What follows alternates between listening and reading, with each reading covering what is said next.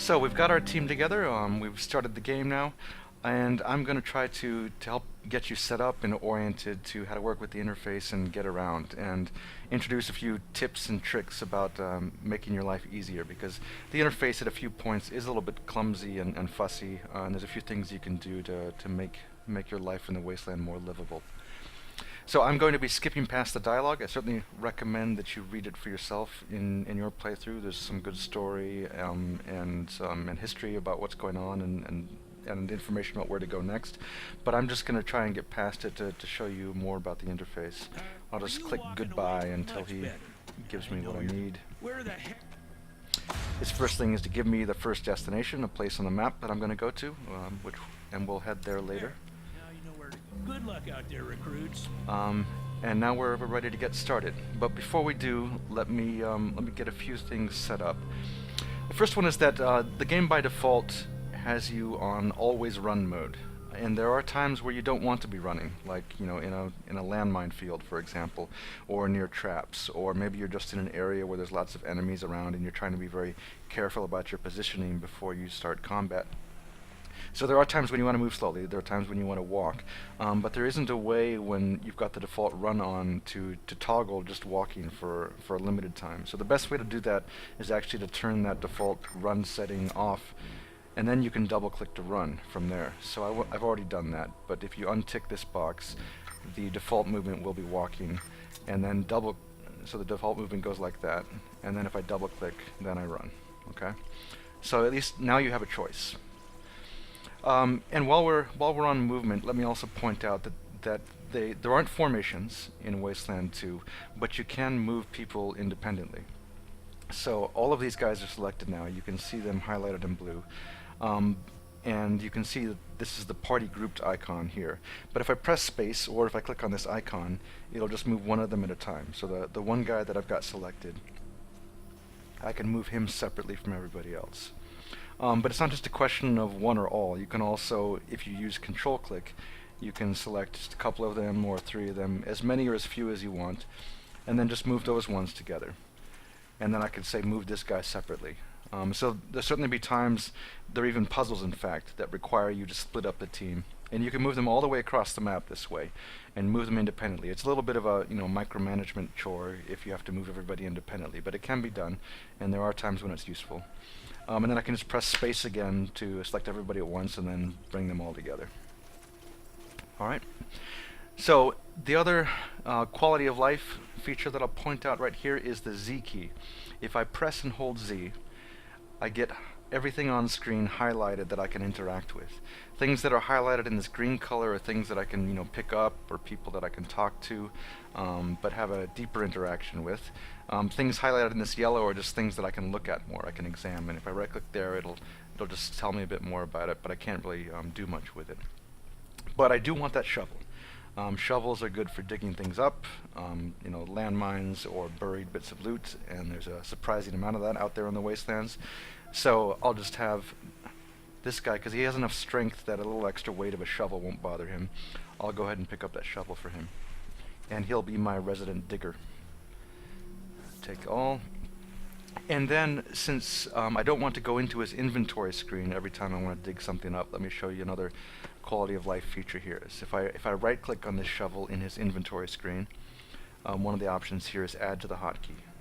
And then if I do that, I'll see that little shovel icon down here, and then if I click on that, I can dig wherever that shovel gets pointed. Okay? Alright, so enough for setup and interface orientation. Let's start running around.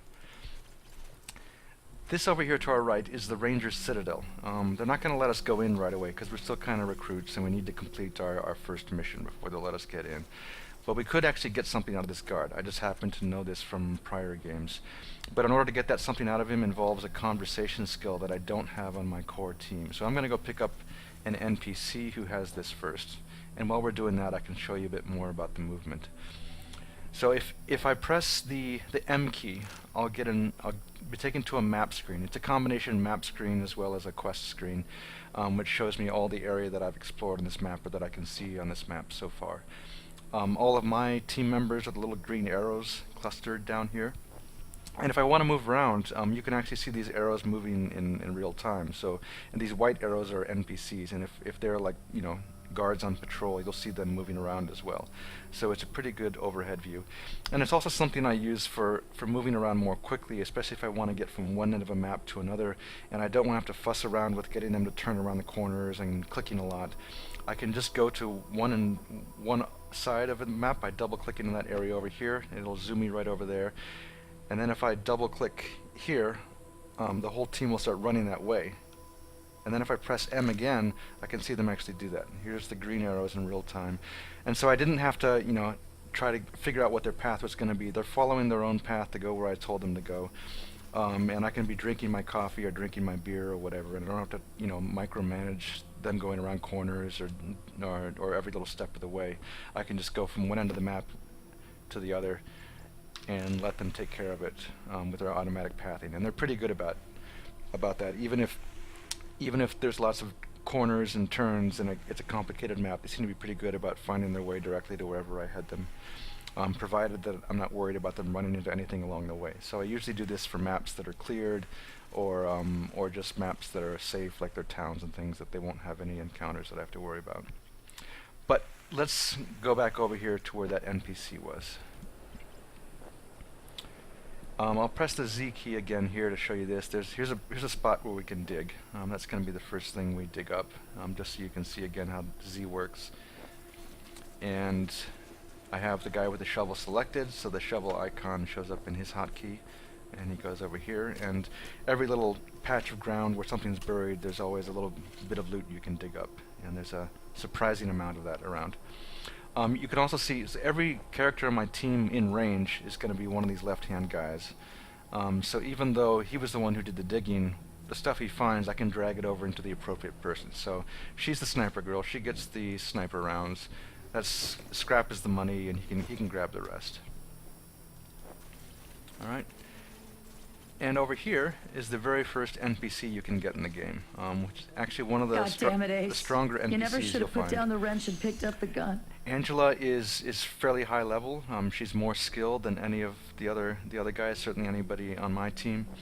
And she's kind of there to help us get over the hump. She's sort of a mentor and a coach. She's got good shooting skills, decent equipment, and she's going to be the strongest member of the team until we kind of figure out what's up. So again, I'm going to skip past all of her dialogue, just say hello and then say goodbye, and I'll force her to skip to the end. Well, I know it's going against orders, she wants but to if join, yes, by all means, come with us. We need you. And there are other spots here to dig. No need to tell Vargas why I joined you. I won't do that right now. Anybody asks, I'm just helping you get oriented. There's a couple more things you can dig at to get loot as well. And now we'll go back over to that citadel and talk to that guard, because she's now given us a skill. Let's look at her skills here, called Hard Ass, which is her way of talking tough, which is what we need to get something out of this guard. I just happen to know this from a previous playthrough. So she talks to him. He doesn't want to let us inside, which is what was expected, but she has an extra option down here because of this Hard Ass skill. Like if I tried to have somebody else talk to him, they couldn't do this because they don't have her skill. It says Hard Ass level 1 required. Garrett doesn't have this. She does. So she can be the one to ask this question. She gives him a hard time, and he kind of likes our attitude, so he's going to give us a little bit of equipment, which will help us have some more resources at the beginning, so I'll go ahead and go for that. Alright, so he actually gave us a little pistol, because he liked our attitude, and we're actually just going to run over here and sell that pistol to give us a little more cash to begin with. Just a nice little perk at the beginning.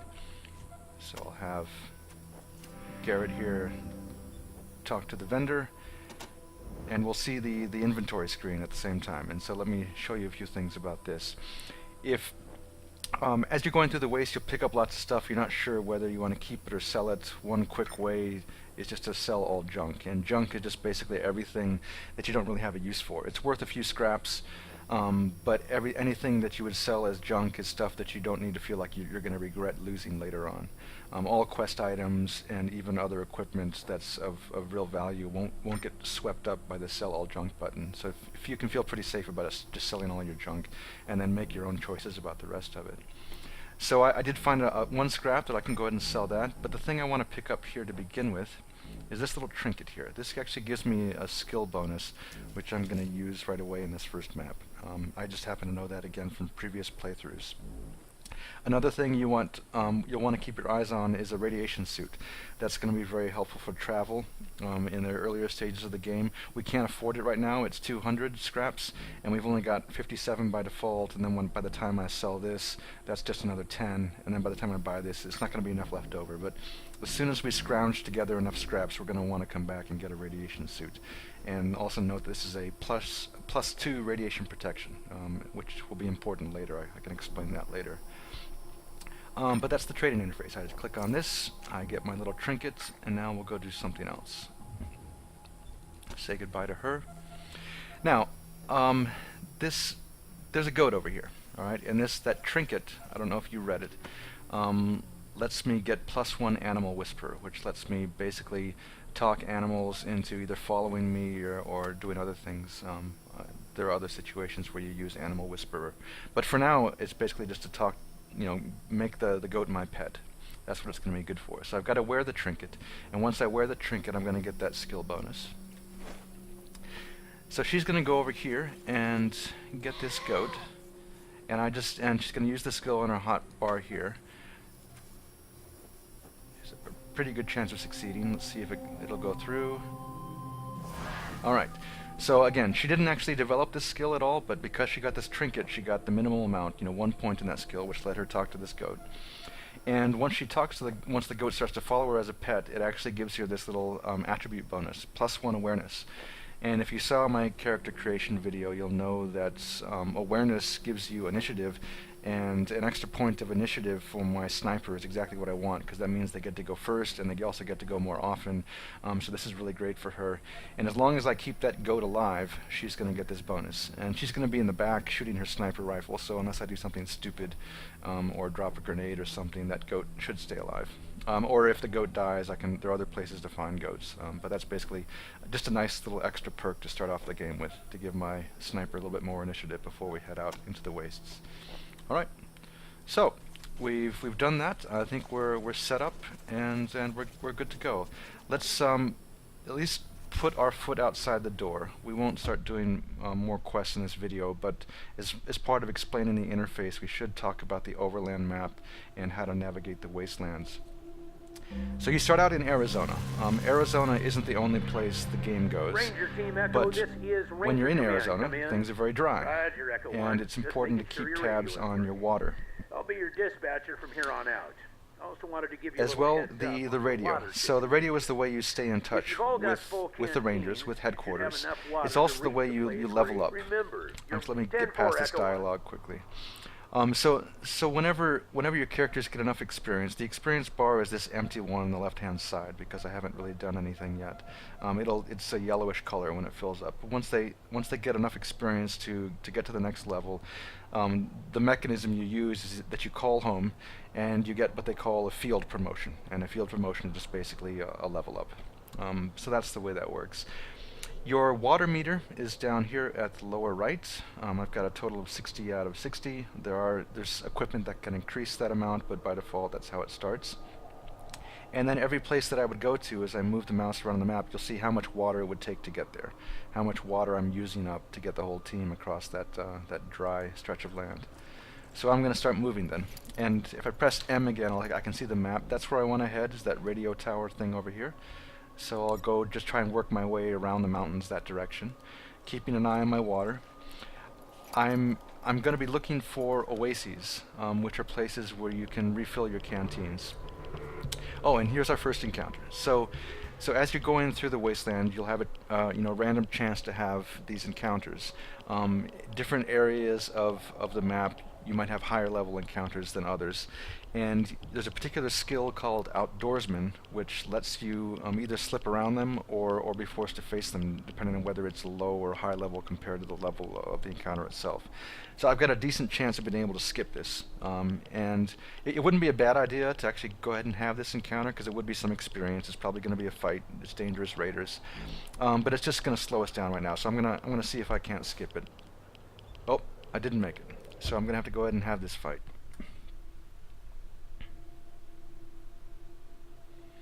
Alright, so I'm going to go ahead and squat right away before I see where these enemies are.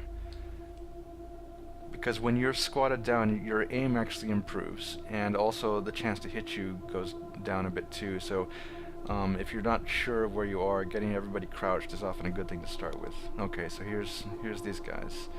Let me select the sniper so that I can see you as soon as they get in range, and I'm gonna switch. She's got her pistol selected, so I'm gonna hit X to select her sniper rifle and then make sure that's loaded.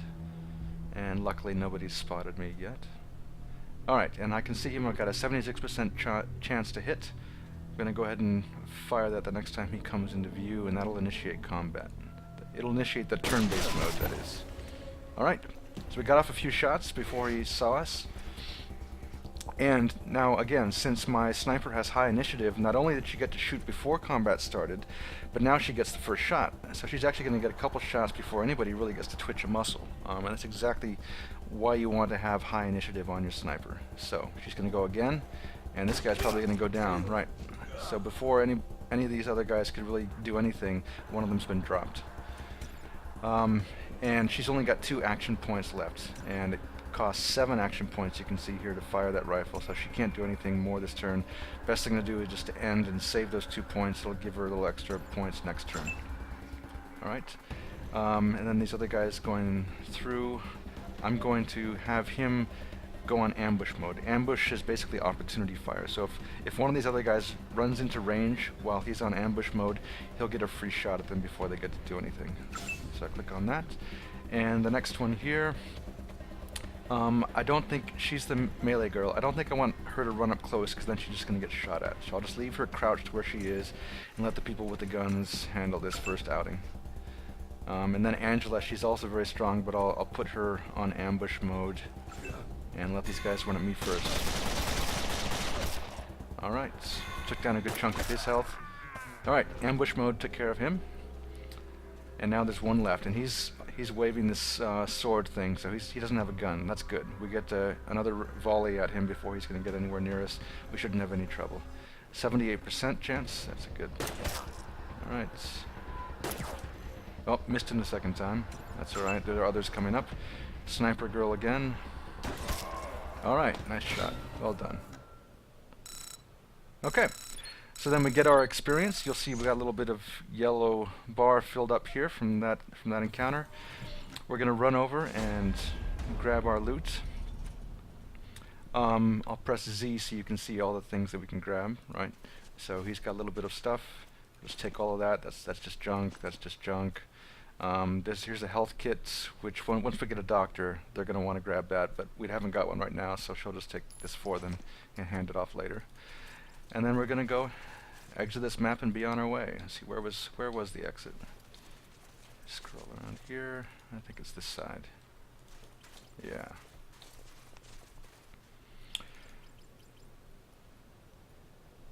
Alright, this little spinning globe, that's how you know you can get out. But before I do, let me reload. So I've got everybody selected. I'm going to hit the R key, because right now she's only got 2 shots left, and if I wasn't paying attention, the next time I entered combat, I might be low on ammo and or be out and have to waste time, fumbling with that when combat was happening. So let me reload everybody now before we head out. Okay.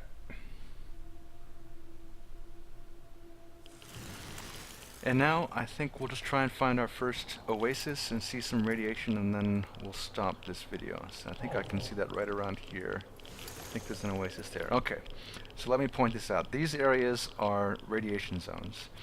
And the number here is important too. There's a radiation intensity of 1. You'll remember the radiation suit we were looking back outside of the Citadel. It had a protection of +2. So if I got that suit for the team, then I could go into radiation zones as high as 2 before I would start taking damage. So that suit would let me go through here all right. And different suits will have different protection levels, so that's just something you want to keep in mind. And then here's our first oasis. And the oasis is where you can refill your canteens. And so I do that, and you see this, the water meter fills up again. And so you just basically want to space out your travel to make sure that you've got enough water to get to your next destination, or to find the next oasis. And they're spaced around reasonably well, but you want to be careful until you know where they are. So let's keep on our journey, and then we'll finish off once we arrive at the radio tower, our first destination on the map. Since we haven't been there yet, it's just a blank X, but when we get close, it should show up. And now it's a place we can enter. And this will be our first zone. But I'll stop here because I think that's a basic introduction to how to get around and make your life a bit easier on the way.